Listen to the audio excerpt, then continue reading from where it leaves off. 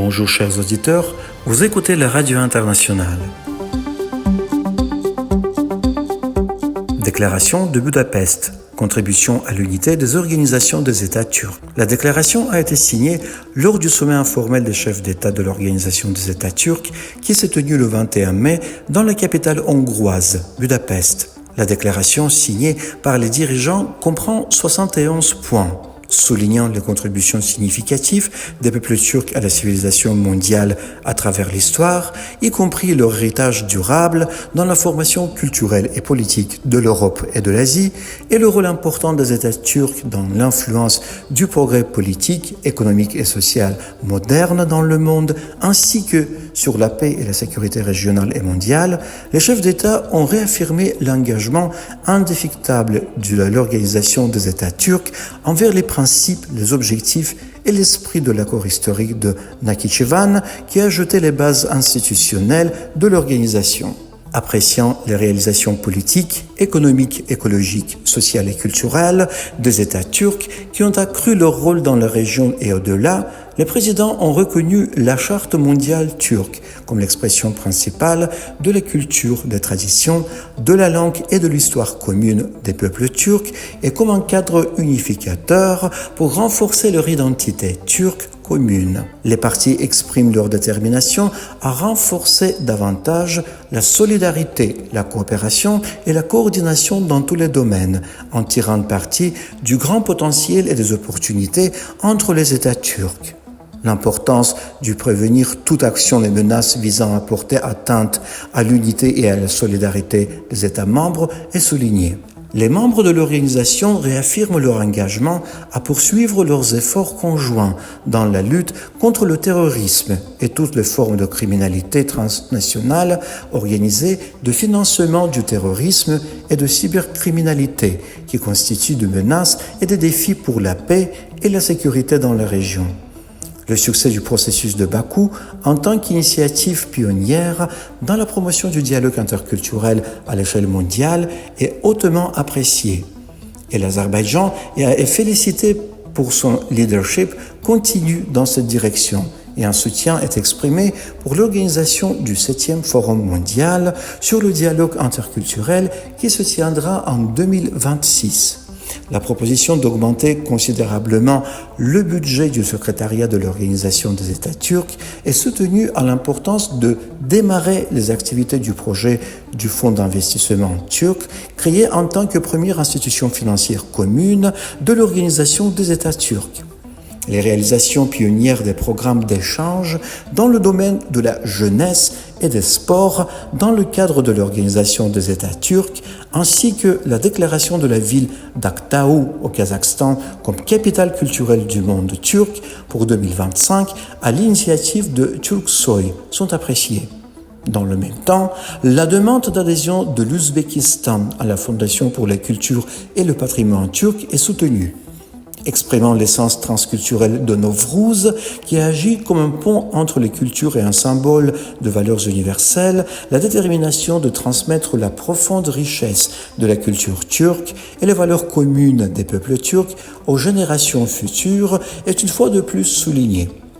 Le secrétariat est chargé de célébrer la fête de Nowruz dans le cadre de l'organisation, à l'initiative de l'Azerbaïdjan et des États membres de l'organisation, ainsi que du président de la Turquie. La volonté de l'Azerbaïdjan d'accueillir le 12e sommet de l'Organisation des États turcs en 2025 est hautement appréciée.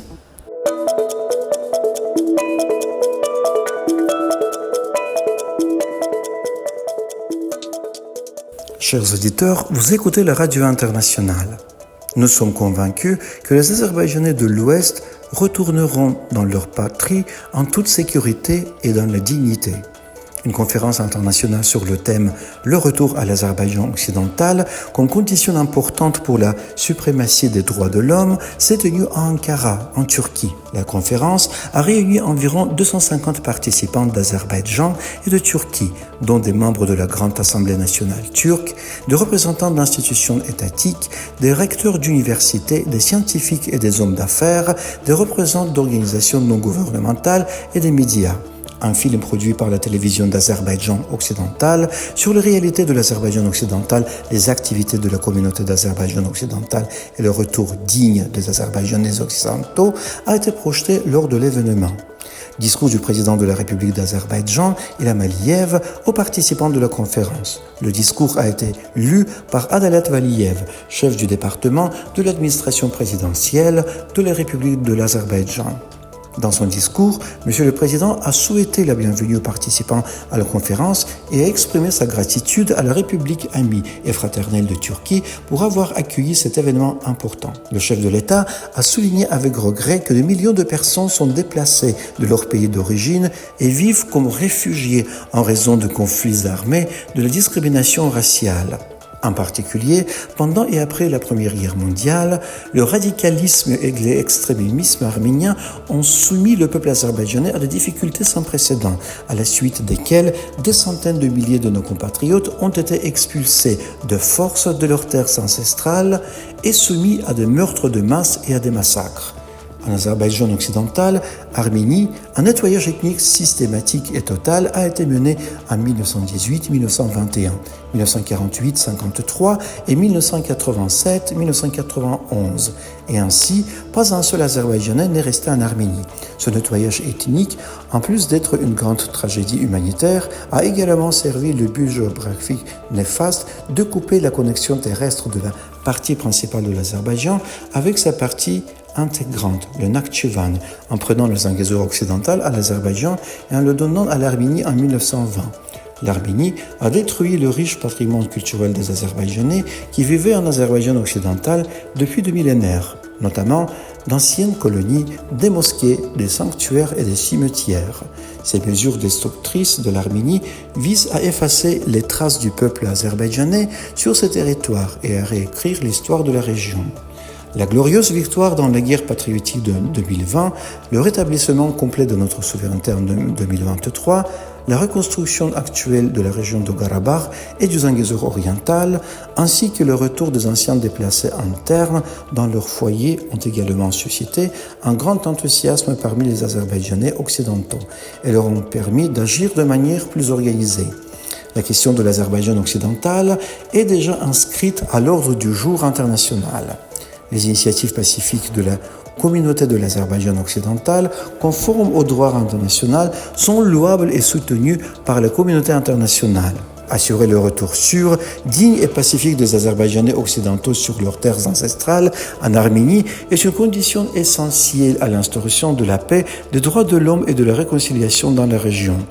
Monsieur le Président a souligné en particulier que le désir des Azerbaïdjanais occidentaux de revenir ne signifie pas une revendication territoriale contre l'Arménie et que l'Arménie devrait abandonner ses tentatives de présenter ce désir sous cette forme. Cette question ne sera pas à l'ordre du jour de l'Azerbaïdjan tant que le retour ne sera pas réalisé.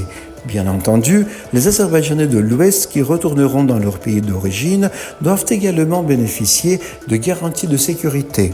Nous sommes convaincus que les Azerbaïdjanais de l'Ouest retourneront dans leur patrie en toute sécurité et dans la dignité et qu'une paix durable sera établie dans la région.